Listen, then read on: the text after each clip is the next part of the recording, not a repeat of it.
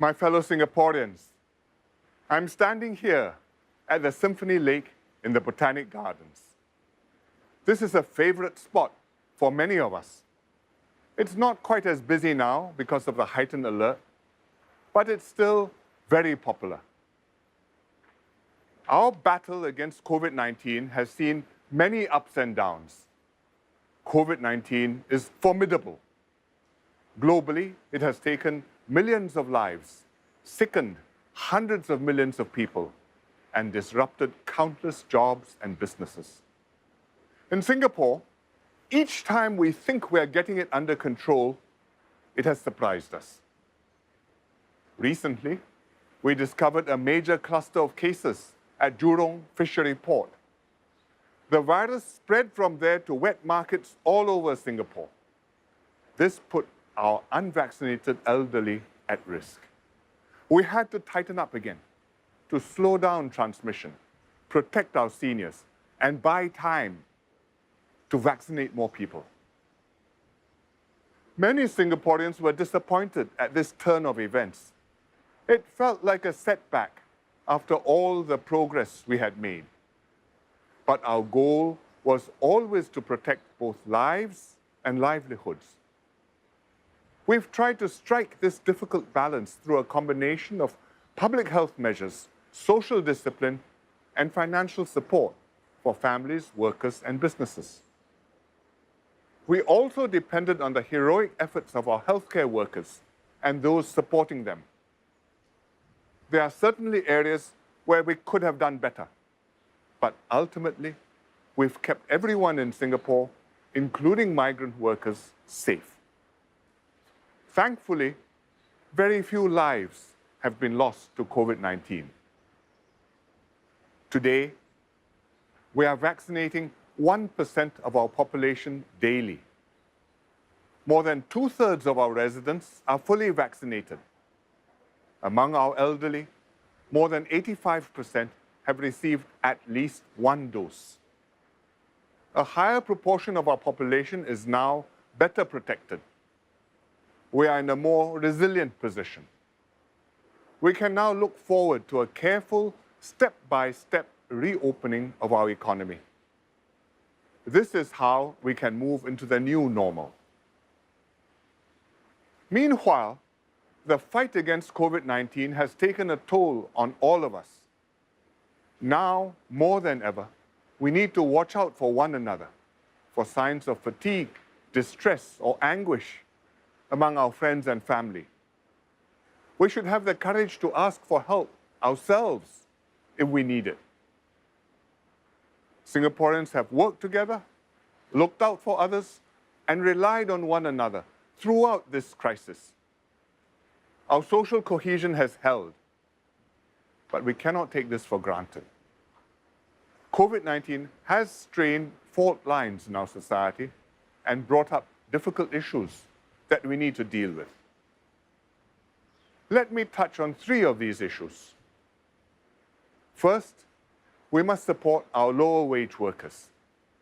They felt the impact of COVID-19 most acutely. Like all Singaporeans, lower wage workers and their families have good and affordable health care, housing, and education. They found it harder to cope with reduced incomes and unexpected job losses, as they have less savings and buffer. We have therefore given them more help in this crisis.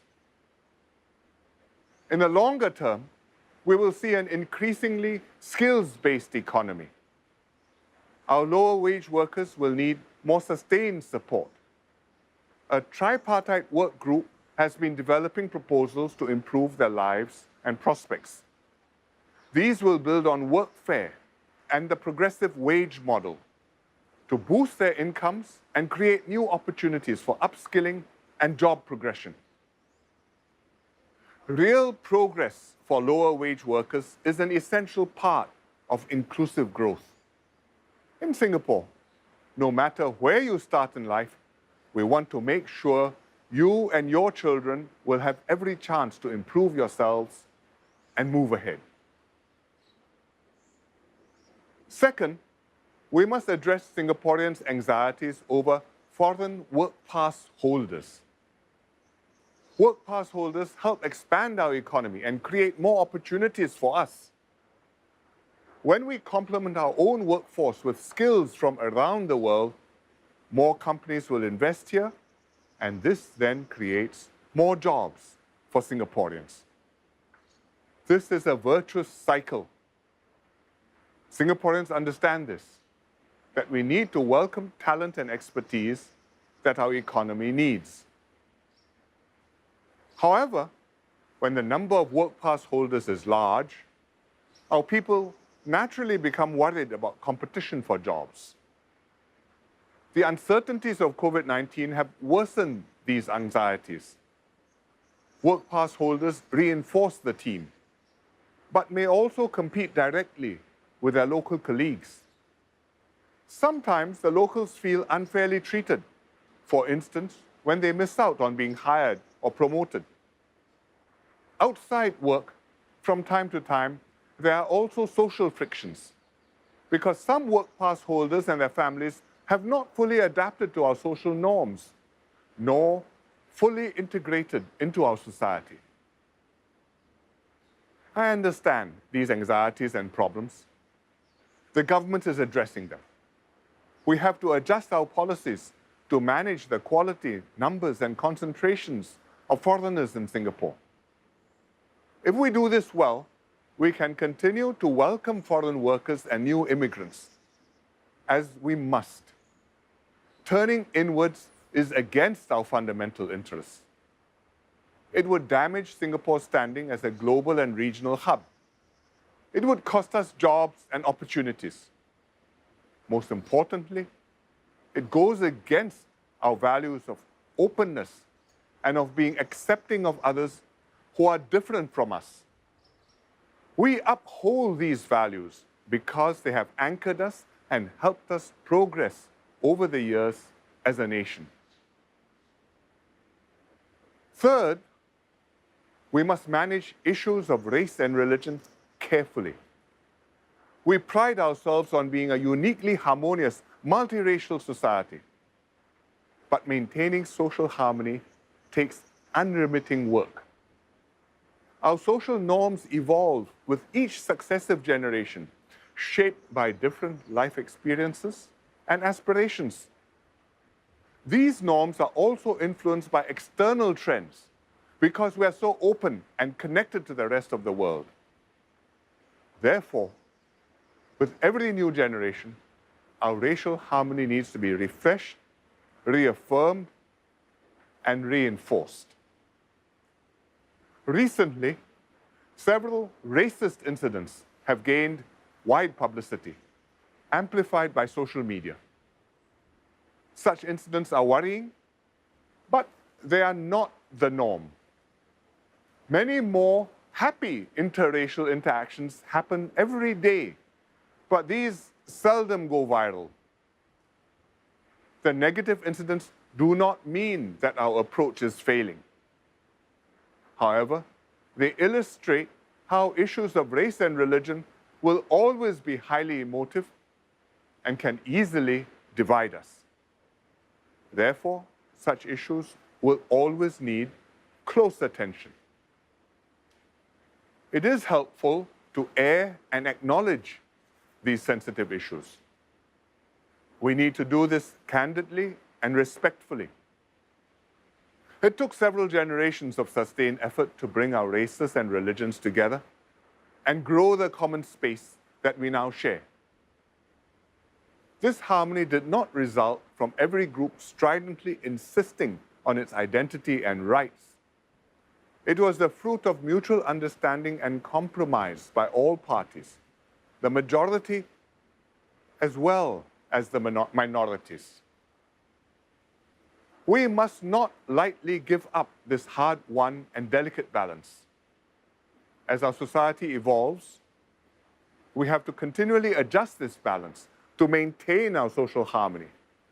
It is the government's duty to manage these issues on behalf of all Singaporeans, regardless of race, language, or religion.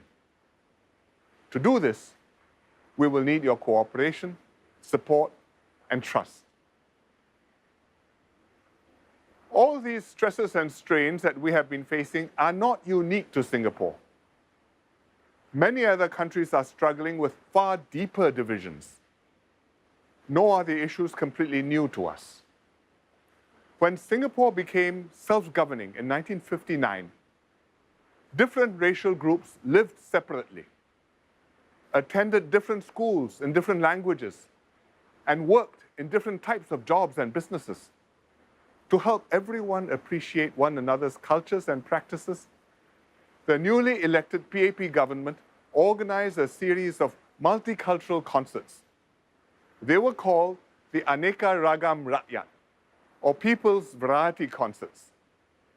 I remember my parents bringing me to watch the first Aneka Ragam Rakyat, which was held here at the Botanic Gardens. These concerts were an early start to our journey to becoming one people, one nation. Our nation building has come a long way since, but our journey continues. From time to time, new crises will again test our resolve and unity. But COVID-19 has shown that we can face them with grit and determination and stay one united people. As this year's NDP theme song goes, we did it before and we'll do it again. I'm confident that Singapore can keep on building a more harmonious society, a more prosperous economy, and a more successful nation for generations to come. Happy National Day